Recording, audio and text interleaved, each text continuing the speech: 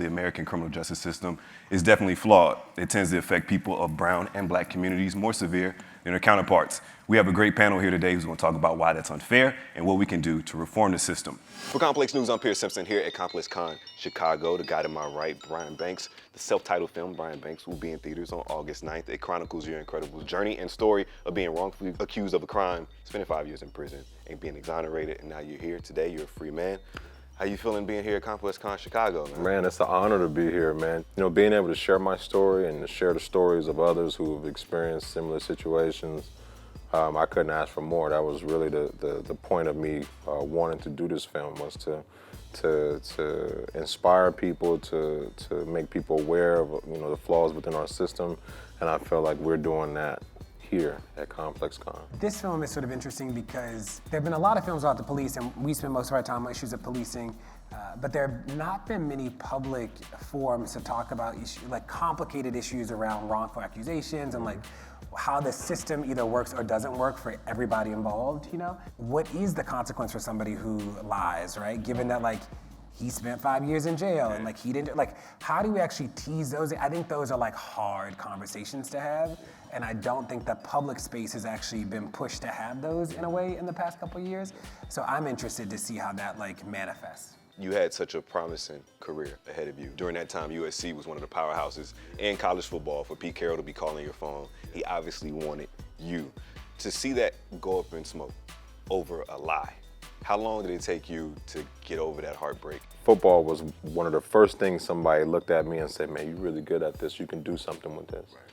And so when you receive that kind of validation as a kid, man, it means everything. And when I got arrested, I had every hopes of, proving my innocence and getting back to high school and, finishing out my senior year. And as that senior year began to fade away, as I was behind bars fighting this case, it was so tough, man, that I had to let go of football, in order to get out of prison, in order to make it out of such a traumatic situation. I had to let go of the past, and football was now a past for me. Now that you're from St. Louis, you were on the ground during the protests when unarmed Michael Brown was killed by police officers. I was talking to Brian about the policing of black and brown communities. Do you think there's an issue there? Absolutely. So in St. Louis, particularly in the city and in the county, we both experience over-policing. So if it's not, being pulled over because you're driving while black, they might lock you up, they might arrest you, they might keep you for days because you can't afford to make bail. Yeah, it's interesting. This is the first year ever where black people are more afraid of being killed by a police officer than being killed by community violence, which is wild. We've never seen that show up before. A third of all the people killed by a stranger in this country is actually killed by a police officer, which is also wild. So when people say we're being dramatic, we're like, no, the truth is actually just dramatic. Do you ever think about how different your platform would be had you gone to the NFL and had none of this happen? I do not wish my experience on anyone, and I would never want to relive it again. How I see myself today and how I see the world today, and the things that I'm doing to contribute towards helping others, I am extremely thankful to be where I am today, and having the understanding of myself, of life, of freedom. I always say to people, you don't learn much about yourself when you're on vacation. Right. But during the hardest times of your life, you learn so much about yourself, and I think it's not until you're taken away from everything that you learn to value what you actually have. Where I'm from, we always say, like, okay, you can tell you've been in jail. He wears it. You don't seem to wear that. How did you fight that? And so coming home, my whole goal was to focus on what I could control and to stop worrying about the things that I couldn't control. And what I could control was my outlook, my power of choice, and how I chose to feel, how I chose to allow things into my life, and what I chose to let go of. Like I said on stage, I'm a big believer in what you put into the world is what you get back. It seems your athletic background and the discipline, the working out, just like you mentioned, I can control what I can control, so let me focus on that. Did that mindset help you when you were incarcerated? Absolutely. You know what? I definitely think that football played a big part in my survival in prison. I think being a competitive person that always, you want to fight to win, you want to fight to win, you want to fight to win. You're going through the hardest times of your life, and you kind of fall back on those on that mindset of I can't quit, I can't let this, I can't lose. And so every day that I would wake up in prison, even though I was in an uncontrolled and unwanted situation, I would find something that I could win in.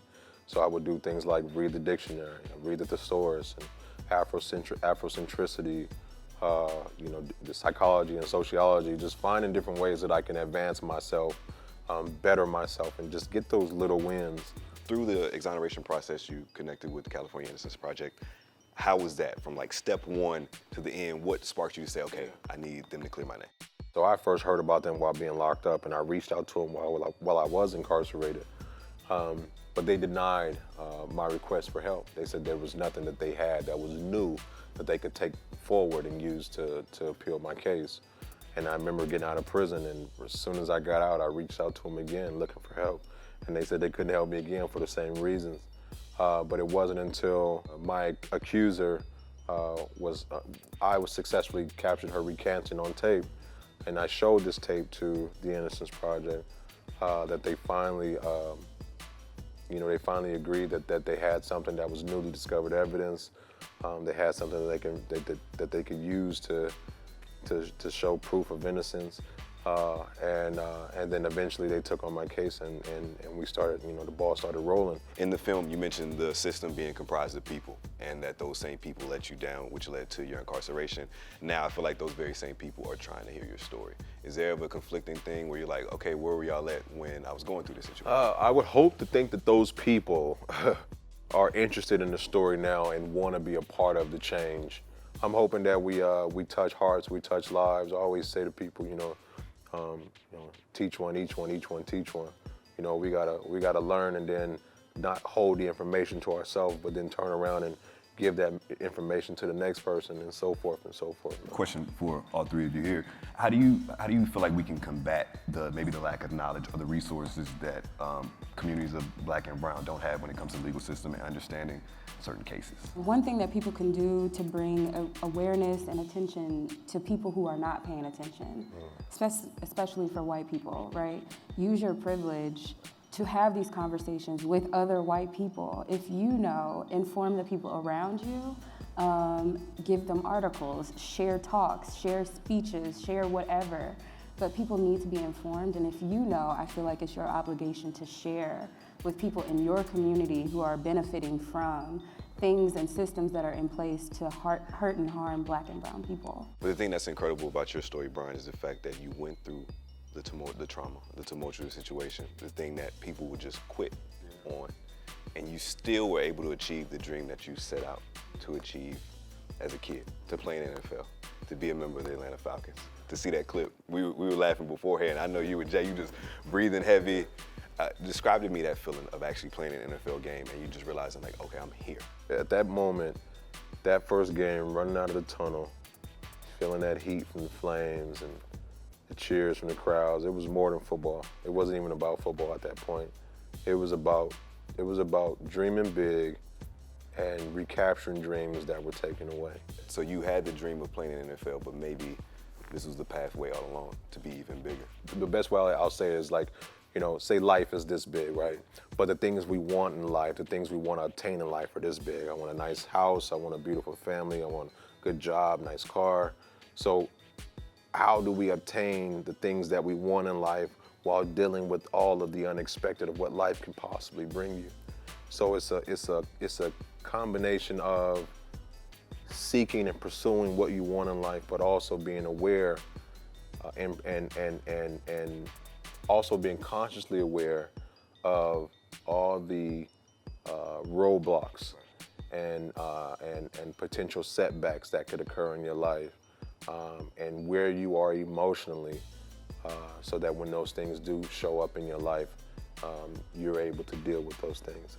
You have an amazing story to tell. You mentioned that 90-minute film is Brian Banks. Brian, I appreciate you stopping by. Thank you, brother. Enjoy ComplexCon here in Chicago. Again, Brian Banks in theaters August 9th.